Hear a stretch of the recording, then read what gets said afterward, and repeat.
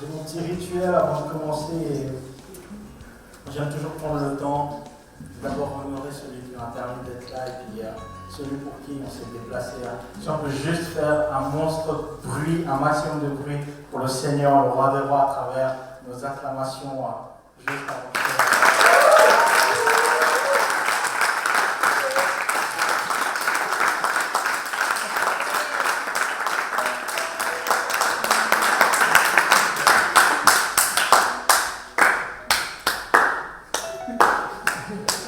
Merci. Wow. Non, je suis tellement heureux d'être ici ce soir avec vous. Vous savez, lorsque Ben m'a écrit, je pense que vous voyez tous qui c'est, Ben, notre ami barbu, qui vit maintenant en France, il m'a demandé, ouais, ça te dit de venir prêcher à cette fire? Direct, j'ai répondu, oui, avec plaisir. Quand est-ce que je viens? Et je suis là, le 19 août.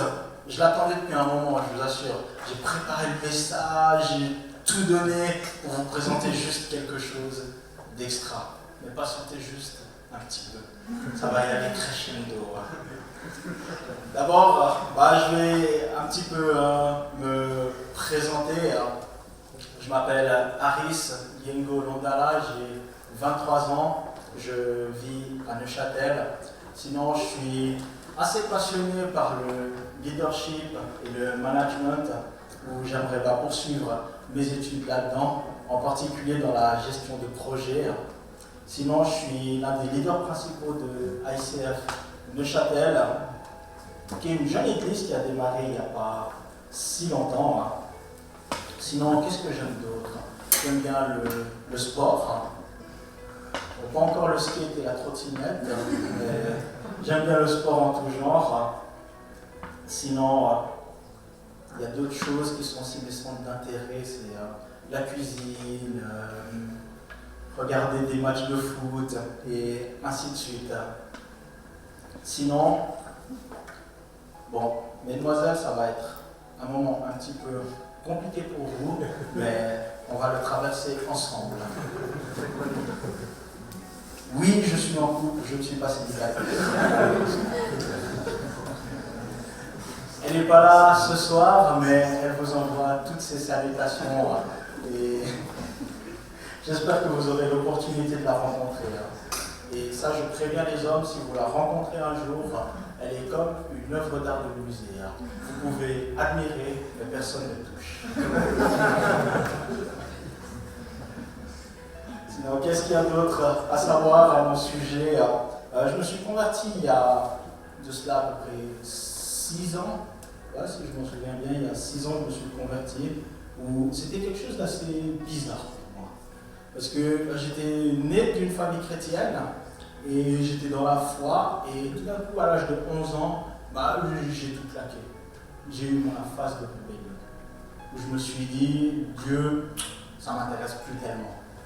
Parce que si Dieu, c'est vraiment amour et bonté, pourquoi il y a toutes ces choses qui se passent, en particulier dans mon pays d'origine, le Congo, pourquoi il y a toutes ces souffrances? Et puis tout d'un coup, j'ai tout claqué jusqu'à peu près l'âge de 16 ans. Et à l'âge de 16 ans, un jour, Dieu sonne à la porte. Bonjour, c'est moi Dieu. Et j'ai senti comme un appel, comme quelque chose auquel on ne peut pas résister. Vous savez, c'est comme quand tu as faim, tu n'arrives pas à résister, tu vois. Je ne sais pas si tu regardes la pub, Sneakers, c'est pas toi quand tu as faim. C'est un peu la même chose, c'est pas toi quand tu n'as pas Dieu, tu vois. Et je me suis converti, j'ai donné ma vie à Dieu, et puis je dirais que ma conversion était empreinte de quelque chose juste de fort, c'est la fidélité. La fidélité envers Dieu. Et je pense que la fidélité, c'est ce qui vous permet juste d'aller hyper loin avec Dieu. Dieu ne cherche pas des personnes parfaites. Dieu ne cherche pas des personnes qui sont prêtes à tout accomplir. Il cherche juste des personnes qui sont prêtes, qui dans leur cœur sont prêtes à le suivre jusqu'au bout. Je vous assure que Dieu préfère quelqu'un qui est fidèle, qui le suit jusqu'au bout, même s'il ne fait pas tout juste, que quelqu'un qui fait tout juste et qui veut suivre Dieu seulement de temps en temps. Et puis c'était ce cœur-là. Et c'est pour ça que j'aimerais juste déjà commencer par honorer tous ces leaders de cette fire qui sont fidèles, qui sont là, qui se présentent. Vous avez vu Believe, le mec est transpiré à la guitare. Si ça, c'est pas de la fidélité, wow. Je me suis dit, mais elle chope sa guitare ou quoi? Il y a cela quelque part par là, ou c'est l'onction? Juste la fidélité. Vous savez, c'est pas forcément facile d'être un jeune leader, de porter sur ses épaules un groupe. Et tous ces jeunes leaders qui sont là, moi j'aimerais juste bénir Dieu pour votre vie, pour votre fidélité, tout ce que vous faites pour que vos jeunes soient équipés et soient des personnes qui font juste la différence dehors. Parce que le vrai combat, il joue dehors. Le combat, il joue dans votre lycée, le combat, il joue dans votre foyer, le combat, il joue quand vous êtes dehors, il ne joue pas quand vous êtes ici dedans. Et merci à tous ces jeunes leaders. Sinon, pour conclure sur moi, qu'est-ce qu'il y a d'autre à savoir? Chose du 42 et je suis né d'un homme et d'une femme. Vous savez, il n'y a pas tout le monde qui peut dire ça. Imaginez Jésus lorsque... ça doit être un peu space. Ça vous paraît normal, mais lui, ce n'était pas trop le cas pour lui. Puis je me dis, être le fils de Dieu, c'est pas facile à porter. Imaginez à la cantine de Bethléem. Ils sont tous posés et tout après les cours. Un mec qui arrive. Ouais, Jésus, après le lycée, tu veux faire quoi, toi? Ouais, bah écoute, je vais d'abord finir mon apprentissage de charpentier. Ensuite, je vais un peu bosser pour l'entreprise familiale. Et après, je vais continuer l'œuvre de mon père. Ah, charpentier? Non. Quoi alors? Les Écritures parlent de moi. Lis Ésaïe 61 et tu sauras. Ouais, mais Jésus, tous les Juifs connaissent Ésaïe 61 et ça parle du Messie.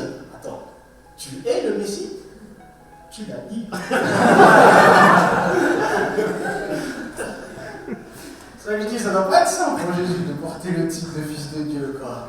Le mec, il faut être vraiment vachement balèze pour déjà être convaincu toute sa vie. Franchement, c'est ça que je dis toujours. Il faut que être le fils de Dieu pour faire croire à tout le monde que tu es le fils de Dieu. Sinon, le titre de mon message ce soir, c'est le principe de la pensée. Et si on peut juste prendre 1 Thessaloniciens 5, 23.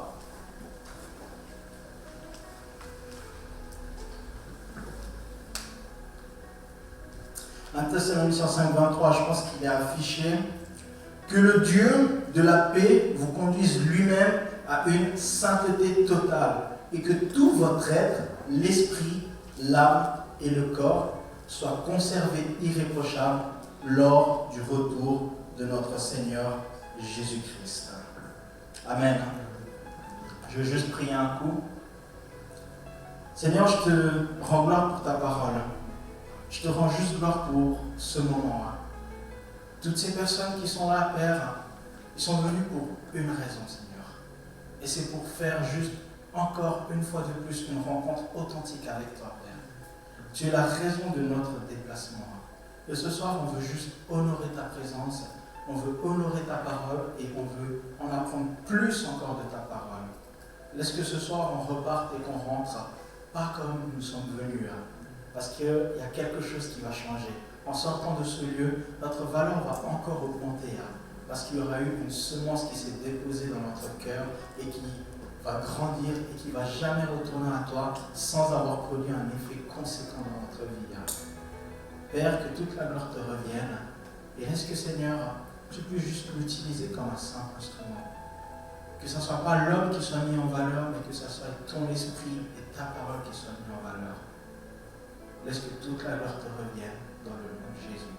Amen. Yes. En lisant ce verset, on peut se rendre compte que l'homme est avant tout tripartite. Que l'homme est constitué d'un esprit, d'une âme, ainsi que d'un corps.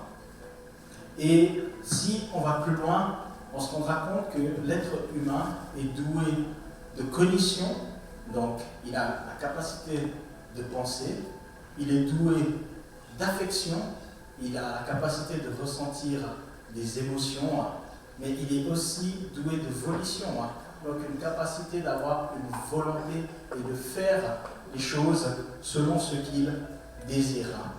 Et tous ces éléments font de l'homme une âme vivante.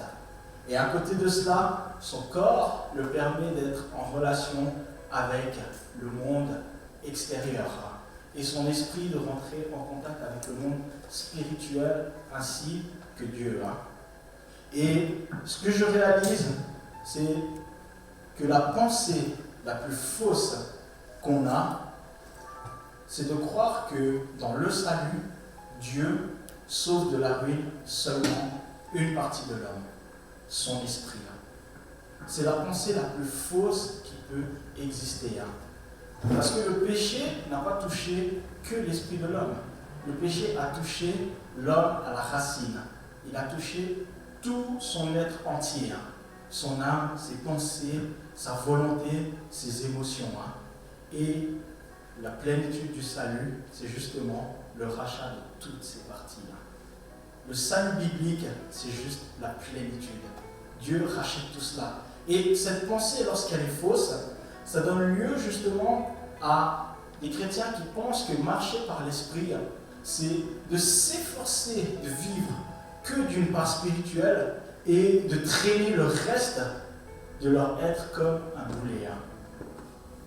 Beaucoup de chrétiens pensent qu'il faut traîner son corps, qu'il faut traîner ses pensées, traîner ses émotions, traîner sa volonté.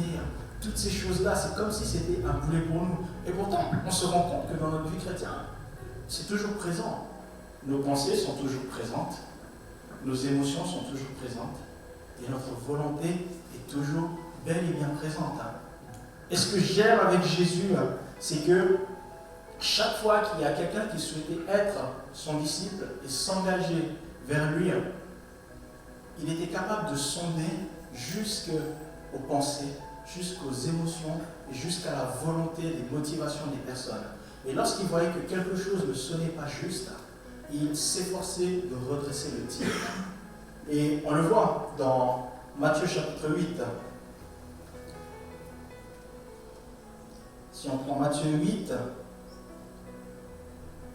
à partir du verset 19, il y a, un spécialiste de la loi s'approcha et lui dit, « Maître, je te suivrai partout où tu iras. » D'habitude, si quelqu'un te dit ça, tu l'accueilles à bras ouverts. Mais viens, cool, je suis content que tu sois là. Et Jésus lui répond, les renards ont des tanières et les oiseaux du ciel ont des nids. Mais le Fils de l'homme n'a pas un endroit où il puisse reposer sa tête. Pour dire la vérité, la réponse de Jésus m'a paru un peu bizarre. Surtout, j'ai pas trop compris la relation. Moi, personnellement, quelqu'un qui me dit, ouais, mais Harris, partout où tu vas, que ce soit à Setfire ou partout, moi je vais te suivre. Je dis, mais comment, viens avec moi, je suis content que tu me suives. Et lui répond, non, tu sais quoi, les renards, ils ont des tanières. Les oiseaux du ciel, ils ont des nids. Moi, j'ai pas de moment de dormir. En fait, on remarque qu'il y a quelque chose qui sonnait faux dans l'engagement de la personne. Il y a quelque chose que Jésus a décelé qui n'était pas tout à fait juste. Et c'est pour ça que Jésus s'efforce de redresser le tir. En fait, le problème du gars, c'était sa cognition, c'était ses pensées, la manière dont il concevait ce que c'était que de s'engager pour Jésus. Parce qu'au niveau de son affection, il était au clair, il voulait suivre le Seigneur. Au niveau de sa volonté également, il voulait suivre le Seigneur. Mais sauf qu'il ne comprenait pas le prix à payer. Et dans cette réponse, Jésus lui fait comprendre, à travers cette métaphore, que me suivre, ça veut dire que pas plus que moi, tu auras des signes visibles de soutien. Beaucoup de personnes pensaient que suivre Jésus, ça allait leur apporter une certaine gloire, un certain rendement, une certaine position. Et Jésus redresse le tir. Est-ce que tu es sûr que tu veux vraiment me suivre? Parce que si tu me suis, ça veut dire que pas plus que moi, tu auras des signes visibles de soutien. Et ça, c'est fort avec Jésus. Et ce qu'on remarque, c'est que lorsque les parties de notre âme, lorsque nos émotions, notre affection, ainsi que notre volonté n'est pas tournée, n'est pas dirigée vers le Seigneur et soumis à l'autorité du Seigneur, il est de toute façon soumis et tourné vers une autre direction. La direction de la chair, la direction du monde, la direction du diable, la direction du passé. Et en fait, le champ de bataille, ce sont nos pensées. Je ne sais pas si tu peux juste mettre le diagramme. Et on voit un peu plus clair à travers cette image que ce que Dieu souhaite avant tout, ce sont nos pensées. Mais que la chair, le monde, le diable, notre passé, souhaitent aussi avoir nos pensées. Et nos pensées déterminent le comportement qu'on va avoir. Et c'est pour ça que si ce que nous sommes n'est pas tourné vers le Seigneur, il est de toute façon tourné vers une autre direction. Et ça donne lieu à des chrétiens qui sont encore déprimés, à des chrétiens qui se battent avec des choses anciennes, à des chrétiens qui ne comprennent pas pourquoi ils n'arrivent pas à s'en sortir de certaines habitudes compulsives qu'ils avaient simplement dans le passé. Et voici simplement la réponse. C'est que tout ce que nous sommes doit être dirigé et doit être tourné vers la Seigneurie de Dieu, sinon il sera tourné et dirigé vers autre chose qui ne rend tout simplement pas gloire à Dieu. Vous savez, pendant longtemps, lorsque je suis devenu leader jeunesse à l'âge de 17 ans, et pendant des années et des années, je me suis débattu avec la pornographie.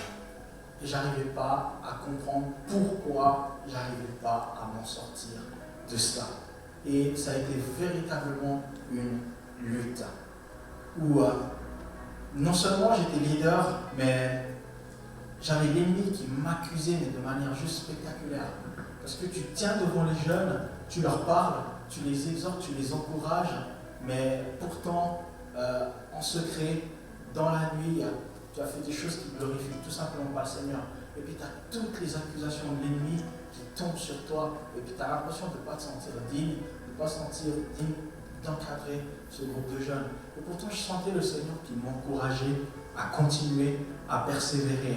C'est pour ça que je serai toujours, je dis toujours une chose, c'est que la bonté de Dieu amène la repentance. Analysez juste cette parenthèse. Il y a Pierre qui est dans la barque et il y a Jésus qui arrive. Et tout d'un coup, Jésus lui dit de jeter son filet. Pierre dit qu'il a pêché toute la nuit, qu'il n'a rien eu, mais sur la parole de Jésus, il jette le filet. Et il a du poisson jusqu'à ce que ça déborde. Il y en a même tellement pour lui qu'il en donne à d'autres personnes. Et la réaction de Pierre, elle est intéressante. Il dit, éloigne-toi de moi Seigneur, je ne suis qu'un homme pécheur. Qu'est-ce qui est arrivé en premier? La bonté de Dieu ou la repentance? C'est la bonté de Dieu qui est arrivée avant la repentance. La bonté de Dieu conduit toujours à la repentance. Et le problème, c'est que moi, je pensais le contraire. Je pensais que je devais me repentir pour que Dieu puisse me bénir, que je devais me repentir pour que Dieu puisse m'aimer, que je devais me repentir pour pouvoir être digne de servir Dieu. Et j'avais toujours des paroles du genre, mais le jour où toutes ces choses disparaîtront de moi, je serai un meilleur serviteur. Le jour où toutes ces choses ne seront plus en moi, je serai ci, je serai ça. Et Dieu m'a fait comprendre que non, aujourd'hui tu peux déjà commencer à me servir de tout ton cœur. Aujourd'hui tu peux déjà commencer à donner tout ce que tu as pour moi.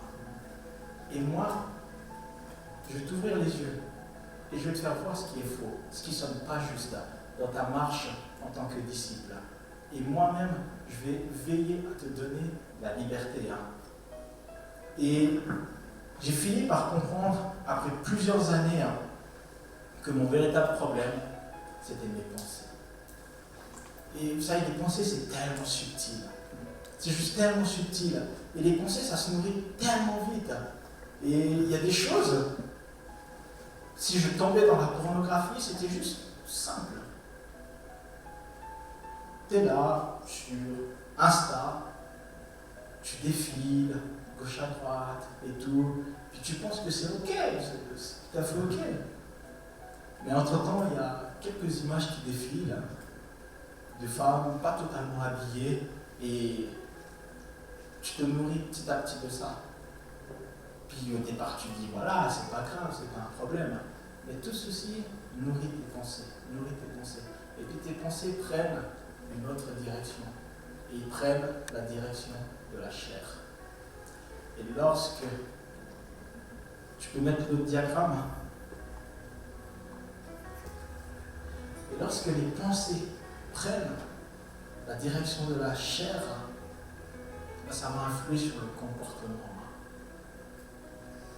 Lorsque notre pensée est influencée par une source externe, ça influe sur notre comportement. Et c'est tout simplement comme ça que j'ai compris pourquoi je tombais tout le temps dans la pornographie, pourquoi je me débattais avec ce genre de choses. Si je voulais que ça change, il fallait que je commence par changer mes pensées. Et puis qu'il y ait certaines habitudes que je dois tout simplement abandonner et puis que je dois laisser. Après, ça c'est personnel, ça c'est privé. Mais moi par exemple, sur mon Facebook, je suis abonné à personne, donc il n'y a pas de fil d'actualité sur mon Facebook. Ça n'existe pas. Donc dès que je suis sur Facebook, il n'y a rien. Je reçois que des notifications de personnes que j'ai envie de voir. Sinon, j'ai fait des groupes. Et puis quand j'ai envie d'avoir un petit peu d'infos sur tel groupe de personnes, je clique dessus. Et puis je peux voir un petit peu le fil d'actualité. Mais c'est moi qui domine et c'est moi qui contrôle ces choses-là. Et je ne me laisse pas simplement influencer par ça. Puis j'ai dû mettre ce genre de choses dans ma vie pour pouvoir me mettre en règle face à le Seigneur. Si toi tu es OK avec ça, c'est pas un souci. Comme je dis, je ne vais pas faire d'une expérience privée une doctrine. Chacun vit dans sa relation avec le Seigneur. Tu sais ce qui est important pour toi, tu sais tes limites et tu sais là où tu es fort et là où tu es moins fort. Puis moi je reconnais que dans ce domaine, j'avais besoin de devenir encore plus fort. Et j'ai tout simplement fait cela. Et même, ça va encore plus loin. C'est avant, tu sais, il y a un truc juste tellement subtil. Je pense qu'on le fait un petit peu tous. C'est genre, tu es sur Facebook, tu vois, ou bien sur Insta, puis tu vois une jolie fille qui est marquée sur la photo de quelqu'un ou comme ça, et je trouve bizarre. Hein. Mais pourquoi tu vas après voir le profil de la fille en question? C'est un truc hyper bizarre que, tu sais, tu es engagé, tu es en couple et tout, puis même si tu n'es pas, tu sais, c'est un truc un peu bizarre. Tu as besoin d'aller voir comme si c'était vraiment quelque chose d'important. Hein. Et, tu sais, un jour je faisais ça, puis le Seigneur m'a repris par rapport à ça, il m'a fait comprendre, écoute, maintenant ça va être comme ça. Chaque fois que tu vois le profil de quelqu'un sur Facebook, tu vas prier pour la personne. Et comme ça sera réglé. Hein. Tu peux voir autant de profils que tu veux, mais prie juste pour les personnes. Je vous assure, j'avais moins envie d'aller voir certains profils. Ça va tout de suite calmer à ce niveau-là. Pour dire l'importance des pensées qu'on nourrit juste chaque jour. Quelles sont nos sources d'influence? Quelles sont les sources de pensées qu'on nourrit régulièrement et continuellement chaque jour? Et le défi, vous savez, il est le même. Que vous soyez célibataire, que vous soyez fiancé, que vous soyez marié, les tentations, tous ces défis, ça ne change pas. Ils sont toujours autant présents. Ils sont toujours autant présents. Donc, vous devez apprendre à maîtriser et à régler vos pensées et à les diriger dans la direction du Seigneur. Parce que lorsqu'ils ne sont pas dirigés dans la Seigneurie de Dieu, ils sont dirigés vers une autre direction. Et c'est ce que Dieu a toujours cherché à faire et à rétablir au niveau de l'homme à travers le salut. Lui amener une plénitude dans tous ces domaines. C'est pas pour rien que Dieu s'adresse à l'homme tout entier en disant tu m'aimeras de toute ta force, de toute ta pensée, de toute ton âme. Dieu s'adresse à l'homme tout entier. Ce n'est pas juste notre esprit qui doit être tourné vers le Seigneur et aimer le Seigneur, mais c'est l'homme tout entier qui doit aimer le Seigneur et être dirigé vers le Seigneur.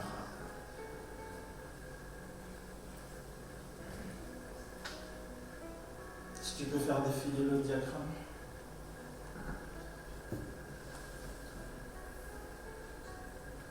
Ça, pour moi, c'est l'image de lorsqu'on est plus ou moins partagé encore. Lorsqu'on est partagé, on a une part, Dieu qui touche notre esprit humain qui est recréé après l'avoir accepté, et on a des pensées qui sont tournées vers Dieu, mais on a encore une part de nous qui aspire encore un petit peu au monde, qui aspire encore un petit peu à la chair. Et Jésus cherche toujours à nous redresser et puis à nous rediriger vers tout ce qui est esprit. Il cherche toujours à nous rediriger vers ce qui est la vérité. Et on voit ça dans Matthieu, toujours au chapitre 8. Puis, à partir du verset 21, un autre parmi les disciples lui dit « Seigneur, permets-moi d'aller d'abord enterrer mon père. » Mais Jésus lui répondit « Suis-moi et laisse les morts enterrer leurs morts. » Je trouve que c'est une réponse assez forte et puis un petit peu choquante de la part de Jésus. Parce que le gars, ses parents ils sont morts et il veut aller enterrer ses parents. Et Jésus lui dit non, tu laisses les morts enterrer leurs morts et puis toi tu me suis quoi. En gros, va pas enterrer tes parents, c'est plus important de me suivre. Et j'essayais de comprendre vraiment, mais qu'est-ce que Jésus voulait dire là-dedans, ou bien surtout, qu'est-ce que Jésus a décelé dans le cœur de ses disciples pour lui donner une telle réponse. Et je pense que c'est la question qu'on va toujours se poser. Lorsque Dieu nous parle, lorsque Dieu nous adresse quelque chose, c'est qu'est-ce qu'il a décelé dans nos cœurs, ou qu'est-ce qu'il a décelé dans le cœur d'une telle personne pour pouvoir apporter une telle part de réponse. Et en fait, le cas de cette personne, c'est que c'est sa connaissance, sa compréhension de ce que c'est que suivre le Seigneur, c'était ok. Parce qu'il avait entendu Jésus énoncer ça aux disciples juste avant. Il était au clair avec ça. Sa volonté de suivre le Seigneur, elle était également ok. Mais l'affection, c'était pas encore au clair que Jésus a décelé dans son cœur. C'était quelqu'un qui était encore partagé. À un moment, il aspirait à vouloir suivre le Seigneur, mais d'un autre côté, il aspirait encore un petit peu à sa famille, il aspirait encore un petit peu à ses parents, à certaines choses. Et Jésus lui énonce clairement, et c'est pour ça que Jésus est autant choquant. Tu sais, j'ai appris quelque chose en leadership, c'est lorsque tu veux donner une responsabilité à quelqu'un, il faut mettre la barre déjà très haut pour pouvoir éliminer certains candidats. C'est la vérité. Lorsque tu ne mets pas la barre assez haute, tu risques d'avoir des candidats qui n'ont pas forcément le cœur pour. Mais lorsque la barre elle est assez élevée, tu as des personnes qui ont vraiment le cœur pour cette œuvre, vraiment poursuivre ce pourquoi je t'ai battu. Et puis, je pense que c'est avec ça que Jésus fonctionnait. Il mettait déjà la barre très haute pour discerner ce qu'il y avait dans le cœur des gens. Et c'était justement le problème, c'est qu'il était un petit peu partagé entre si et un petit peu partagé entre suivre le Seigneur. Et ce que j'ai réalisé personnellement dans ma vie, c'est je ne peux pas aspirer un petit peu pour Dieu et aspirer en même temps pour autre chose. Soit je suis totalement pour Dieu, soit je ne le suis pas. Et c'était quelque chose, on va dire, de plus ou moins radical dans ma vie. C'est je manquais, je dirais, plus ou moins de sérieux. Hein. J'avais pas l'habitude d'être quelqu'un d'assez sérieux. Hein.